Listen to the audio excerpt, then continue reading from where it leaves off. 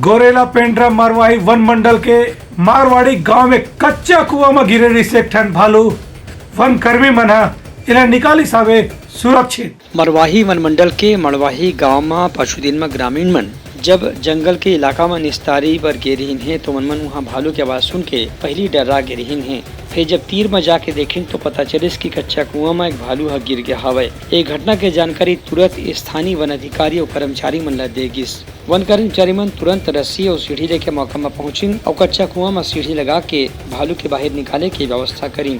भालू सीढ़ी में चक के बाहर निकल गए और जंगल डहार चले गए। ग्रामीण मन के कहना है कि ऐसा घटना आए दिन होवत रही थे। घर से उन मन ला ज्यादा डर नहीं लगे, लेकिन जंगली जानवर के खतरा अपन जगह में बने रही थे। दूसर को वन अधिकारी मन के कहना है कि ग्रामीण मन ला जंगल में जाए बर कतकु घाव रोक दे जाते, काबर की वहाँ जंगली जानवर मन के खतरा बने रही थे।